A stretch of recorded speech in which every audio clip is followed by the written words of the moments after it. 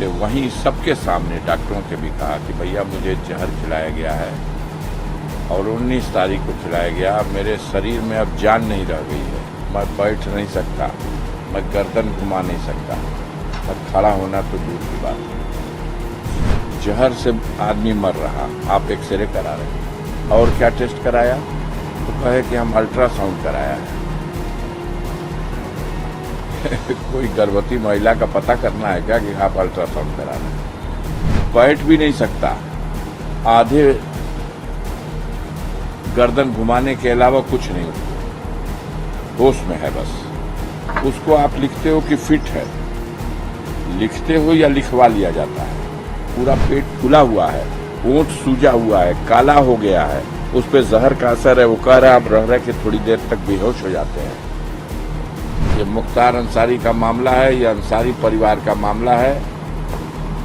इस परिवार के एक इतिहास है। जो लोग आज सत्ता में हैं, उनके बाप दादा का कोई इतिहास नहीं होगा एक नाखून कटाने का। हमारे पूर्वजों ने देश के लिए गर्दनें कटाई हैं। आरोप न्यायालय में लगाया गया था, मुख्तार अंसारी ने स्वयं लगाया था कि उन्हें खाने में जहर दिया गया 19 तारीख को, और कोर्ट ने उसका संज्ञान भी लिया, जेल से रिपोर्ट भी मांगी। उनकी तबीयत भी खराब हो गई। 20 तारीख को हमने भी टेलीफोन करके जेल सुपरिटेंडेंट से इस संबंध में बात की। उन्होंने कहा हाँ अस्वस्थ हैं, और हमने जेल के डॉक्टर से इलाज करने को कहा था। अब जेल के डॉक्टर ने अपनी रिपोर्ट दिया है कि बाहर की टीम मंगाई जाए, तो हमने बाहर रिपोर्ट किया था। 2 डॉक्टरों की टीम आ गई है। अब इलाज उनका आज ही आधे घंटे पहले से शुरू हो चुका है। ये शाम को 8 साढ़े 8 बजे का मामला है। ये हमने कहा कि अगर उनकी हालत ज़्यादा ठीक नहीं है तो आप उनको भेजिए, हॉस्पिटल भेजिए, क्योंकि हमें जो सूचना है उनको जहर दे दिया गया है। तो ये डॉक्टर मंगा के इलाज कराने से तो कहे कि नहीं, हम लोग तो खाना टेस्ट करके देते हैं। उसके उत्तर में हमने उनसे कहा कि 40 दिन पहले एक घटना और आपके जेल में हो चुकी है, आप उसको छुपाओ मत। जो आदमी मुख्तार का खाना चेक किया, वो जेल का पुलिसकर्मी जिसे बंदी रक्षक और जेल का डिप्टी जेलर जो एक जिम्मेदार अधिकारी है, यह दोनों खाना चेक किए। दोनों उस विषैले खाने से, उसके प्रकोप से, उसके विष से इतना बीमार हो गए कि जेल के डॉक्टर के इलाज के बाहर हो गया, फिर बाहर से इलाज कराया गया, फिर भी नहीं ठीक हुए तो इनको एडमिट किया गया, और हॉस्पिटल में एडमिट रह करके ये 5 दिन के बाद तो उनकी जान बची। तो इनके साथ भी यही हुआ है, तो इनको भी आप क्यों नहीं एडमिट करते? उनका नहीं, ये डॉक्टर आ गए, इलाज शुरू हो गया है, ठीक हो जाएंगे। और उसका सफाई ये दिया कि नहीं, वो लोग एडमिट तो हुए थे लेकिन सबकी रिपोर्ट एक जैसी नहीं आई। सब 2-3 जेलकर्मी एडमिट हुए थे, लेकिन किसी का आया कि पॉइजन था, किसी का आया कि गैस थी, किसी का आया कुछ था। हमने कहा ये तो साबित हो रहा है आपकी बात से, तो जरूरत पड़ेगी तो मेरे पास ये पुख्ता सबूत रिकॉर्ड में है। ये 20 तारीख को मेरी बात हुई है रात में 8:30 बजे के आसपास। 21 बीत गया, 22 बीत गया, 23 बीत गया, 24 बीत गया, 25 बीत गया, 26 तारीख हुई। ठीक सुबह 3:30 बजे थाने से पुलिस के लोग आए और कहे कि एक रेडियोग्राम है, वायरलेस है, जो बांदा से आया है, सुपरिटेंडेंट ने भेजा है, ये आप रिसीव कर लीजिए। तो हमने रिसीव कर लिया। उसमें लिखा था कि मुख्तार अंसारी हालत खराब है, उनको मेडिकल कॉलेज में भर्ती कर दिया गया है, आप तत्काल वहां पहुंच करके उनकी देखभाल करिए। ये साधारण बात नहीं है। एक आदमी जुडिशियल कस्टडी में है, उसने अपने आशंका व्यक्त की है अपनी हत्या किए जाने की, उसने कोर्ट में दरखास्त दी है कि उसे जहर खिला दिया गया, और आपको हम खुद कह चुके हैं, तब आप जो है उस वक्त आदर्श बगाड़ने लगे। और अब हालत खराब हुई है तो आपने वहां भेज दिया। बहरहाल हम गए, बांदा पहुंचे, हॉस्पिटल गए तो वो मुख्तार साहब से 5 मिनट के लिए मिलने का समय दिया। उन्होंने हमसे वहीं सबके सामने डॉक्टरों के भी कहा कि भैया मुझे जहर खिलाया गया है और 19 तारीख को खिलाया गया। मेरे शरीर में अब जान नहीं रह गई है, मैं बैठ नहीं सकता, मैं गर्दन घुमा नहीं सकता, मैं खड़ा होना तो दूर की बात है। इन लोगों से कहिए कि मेरा इलाज गंभीरता से करें। हमने उनसे कहा कि कुछ टेस्ट हुआ, बोले एक्सरे कराया गया। हम कहा एक्सरे का मतलब, काहे का एक्सरे? कहे नहीं, ये गिर गए थे, जेल में बेहोश हो गए थे तो वहां से भेजे गए, तो एक्सरे हुआ है, कहीं टूटू फ्रैक्चर नहीं है। घटना है, जहर से आदमी मर रहा, आप एक्सरे करा रहे हैं। दूसरा हमने सवाल किया कि फिर और क्या टेस्ट कराया, तो कहे कि हम अल्ट्रासाउंड कराया है। कोई गर्भवती महिला का पता करना है क्या कि आप अल्ट्रासाउंड करा रहे हैं? मैंने क्वेश्चन किया क्रास, क्या लीवर टेस्ट हुआ? बोले नहीं। अमाशय होता है जिसमें खाना पचता है, उसका टेस्ट हुआ? बोले अभी नहीं हुआ। हमने कहा पित्त का टेस्ट हुआ, पित्त की थैली का टेस्ट हुआ? कहे अभी नहीं हुआ। जरूरत पड़ेगी तो करेंगे, लेकिन आप विश्वास कीजिए 3-4 दिन के अंदर हम इनको खड़ा कर देंगे, और नहीं तो हम इनको रिफर कर देंगे लखनऊ के लिए, पीजीआई के लिए। हमने कहा अगर ये समस्या है कि इलाज का खर्चा कौन देगा, तो परिजन ये इलाज का खर्चा वहन करने को तैयार है। आप चाहे मेदांता में लखनऊ में, चाहे पीजीआई में भेज दीजिए। कहे हम 3-4 दिन में इनको खड़ा कर देंगे। उसके बाद हम चले आए और 2 घंटे के बाद आईसीयू में एडमिट है मरीज, जिसको ऑक्सीजन लगाया गया है, जिसका ब्लड प्रेशर भी अभी दुरुस्त नहीं है, जिसकी हालत ये है कि वो बैठ भी नहीं सकता, आधे गर्दन घुमाने के अलावा कुछ नहीं, उसको होश में है बस। उसको आप लिखते हो कि फिट है, लिखते हो या लिखवा लिया जाता है, और व्हील चेयर पे बैठा के किसी फोटोग्राफर ने उसका एक चित्र खींच लिया। बड़ा कोशिश हुई है कि न देख पाए कोई कैसी हालत में हम भेज रहे हैं, ये फिट है। तो उसको व्हील चेयर पे भी ठीक से बैठा नहीं जा रहा, और व्हील चेयर ढकेल के ले आके उसको पहुंचा दिया गया जेल में कि नहीं एकदम फिट है। सुबह में 4 बजे भोर में एडमिट, उसी हॉस्पिटल के आईसीयू में भर्ती। आईसीयू से फिट होने के बाद जनरल वार्ड में रख करके 72 घंटा उसका ऑब्जर्वेशन होना चाहिए। कोई फॉर्मेलिटी, कोई नियम, कोई कानून नहीं, सीधे आईसीयू में और सीधे आईसीयू से जेल में। आज 24 घंटा बीतने के बाद जब यह स्थिति आ गई, अब क्या जवाब है उनके पास? अब कहते हैं कार्डिया अरेस्ट हो गया। कार्डिया अरेस्ट हो गया और हार्ट अटैक हो गया, तो हम तो देख ही के आए थे कि उसका पेट फूला हुआ है। हमने अपने स्टेटमेंट में भी कहा था कि वो गैस की वजह से पूरा पेट फूला हुआ है, ओंठ सूजा हुआ है, काला हो गया है, उस पर जहर का असर है। वो कह रहा है हम रह के थोड़ी देर तक बेहोश हो जाते हैं। जिस दिन मौत हुई है उस दिन लगभग 3:30 बजे के आसपास उसने अपनी बहू और बेटे से बात की है। उसकी आवाज वायरल हो रही, देख लीजिए।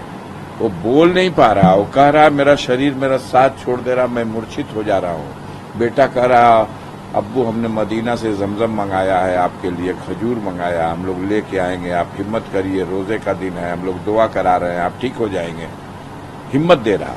अब वो कह रहे हैं बेटा ये बॉडी साथ नहीं दे रही है। और उसके बाद भी आप लोग उसको फिट मान करके वहां उसको रखे हुए हैं, हॉस्पिटल से निकलवा लिए हैं। सब मिली भगत है। अगर हार्ट अटैक हुआ है तो भी ये वजह रही है कि उसको जहर दिया गया था, और जहर का जो प्रेशर है, मुंह से खून क्यों आया, नाक से खून क्यों आया, तमाम फोटोग्राफ है। कहा गया कि भाई पोस्टमार्टम इसका एम्स के डॉक्टर से करा लिया जाए। क्यों उसी डॉक्टर से पोस्टमार्टम कराया जा रहा है, उसी हॉस्पिटल के डॉक्टरों से जिस हॉस्पिटल के डॉक्टरों ने उसके इलाज में पूरी तरह या लापरवाही बरती या वो संलिप्त हैं उसकी इस मौत के लिए जो साजिश रची गई उस साजिश के वो भी संलिप्त हैं, हिस्सा है। इसमें सुपरिटेंडेंट जेल और ये सब लोग साजिश के शिकार हैं। जब कहते रहे कि उसको जहर दिया गया तो आप एक जेलर और 2 डिप्टी जेलर को सस्पेंड किया है आपने उसी दिन जिस दिन जहर खिलाया गया। ये बात फूटी कैसे? एक जेलर और 2 डिप्टी जेलर, मादा में एक ही जेलर होता है, 2 नहीं है, अब वो सस्पेंड, अब 2 ही डिप्टी जेलर, दोनों सस्पेंड। सब मिली भगत है, सब मेरे पास पुख्ता सबूत है। माननीय सर्वोच्च न्यायालय में ये प्रकरण लंबित है। सर्वोच्च न्यायालय ने डायरेक्शन दिया है और उत्तर प्रदेश सरकार ने शपथ पत्र पर दिया है कि उनके सुरक्षा के पुख्ता इंतजाम हैं। कोर्ट ने डायरेक्शन दिया है समीक्षा किया जाए और उनके सुरक्षा के इंतजाम को देख लिया जाए, अगर कोई कमी है तो उसे भी पूरा किया जाए। स्वास्थ्य पर भी उसके पहले ही से सुप्रीम कोर्ट कह के आ रहा है कि उसके स्वास्थ्य में लापरवाही न बरती जाए, उसके इलाज में लापरवाही न बरती जाए। और ये ऐसा दुनिया में रिकॉर्ड नहीं होगा कि आदमी सीधे आईसीयू से निकाला जाए, जेल में डाल दिया जाए बिना 1 घंटा 2 घंटा 10 घंटा भी आप ऑब्जर्वेशन किए। तो खुली किताब की तरह है मेरे भाई। सरकार है अपने गुनाह पर पर्दा डालने के लिए मीडिया का सहारा लेके प्रचारित करा दिया। एक दिन मुख्तार फिट थे इसलिए जेल वापस भेज दिए गए। अस्पताल के सारे डॉक्टरों ने कह दिया वो फिट है। पलट के सवाल तो करिए, फिट हैं तो आईसीयू में क्यों भर्ती किया था? और आईसीयू से निकाला तो ऑब्जर्वेशन रूम में क्यों नहीं रखा? सर्जन से इलाज करा रहे हैं, उसका केस सर्जरी का है ही नहीं। क्या बदमाशी की बातें हैं। ऊपर वाला भी इंसाफ करेगा। सबसे बड़ा हाकिम एक ऊपर बैठा है, हर हुकूमत का हाकिम है वो। उसकी इस तरह से निर्ममता पूर्वक सुनियोजित षड्यंत्र के तहत हत्या जो की गई है, आम जनता में भारतीय जनता पार्टी की प्रदेश और देश की सरकार के लिए बिल्कुल विश्वास खत्म हो गया है और किसी दूसरे चश्मे पर इसको ढाला नहीं जा सकता। ये मुख्तार अंसारी का मामला है, ये अंसारी परिवार का मामला है। इस परिवार के एक इतिहास है। जो लोग आज सत्ता में हैं उनके बाप दादा का कोई इतिहास नहीं होगा एक नाखून कटाने का। हमारे पूर्वजों ने देश के लिए गर्दनें कटाई हैं। हमारे इतिहास से नफरत करने वाले, जलने वाले इसलिए जलते हैं कि उनका कोई इतिहास ही नहीं है। हमारे मामले को सांप्रदायिक रंग नहीं दिया जा सकता। हम लोग सभी धर्मों से और सभी धर्मों के मानने वालों से अपना सामंजस्य रखते हैं, सर्वधर्म समभाव। हम इस्लाम धर्म के मानने वाले हैं और हमारे मजहब में ये कहा गया है कि मौत का एक दिन निश्चित है। और मैंने कई बार ये बात कही है कि जिस दिन आ जाएगी मुख्तार की तो यही तरीका शायद तय था और जहर दे करके उसकी हत्या हुई है। अब हम लोग कोशिश करेंगे कि इस घटना में जो लोग संलिप्त रहे हैं,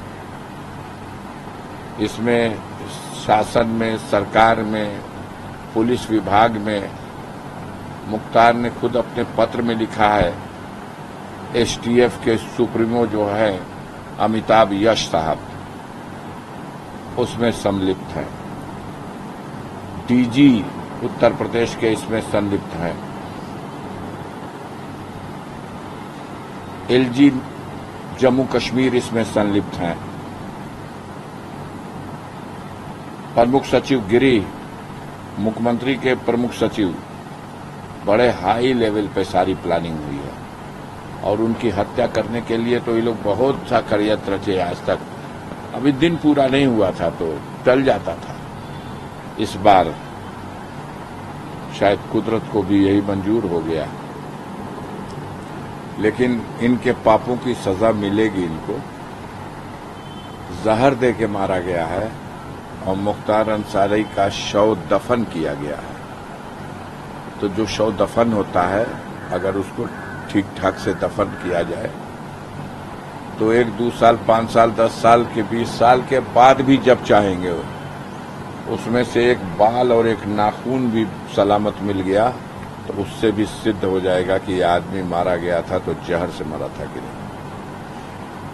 ये हो सकता है, इससे मैं इनकार नहीं करता, आंख बंद करके किसी चीज को अस्वीकार नहीं करूंगा कि अंतिम समय में उन्हें हार्ट अटैक आया हो और कार्डियक अरेस्ट हुआ हो, लेकिन उसकी वजह अगर कुछ बनी होगी तो वो जहर का, वो विष का असर था। और जिस विष के असर की वजह से वो 7 दिन, 8 दिन, 9 दिन तक तड़पता रहा और उसे इलाज नहीं दिया गया। सुप्रीम कोर्ट के कहने के बाद भी इलाज नहीं दिया गया, एमपी एमएलए कोर्ट के कहने के बाद भी माकूल इलाज नहीं किया गया और उसे तड़पा कर उस जेल में, जो उन्हीं की अभिरक्षा में है, शर्म से चुल्लू भर पानी में डूब मरना चाहिए। जिसकी अभिरक्षा में है, अगर वही हत्या कर रहा तो इससे बड़ा पाप क्या होगा। इसकी सजा ऊपर वाला भी देगा और देश का कानून भी देगा।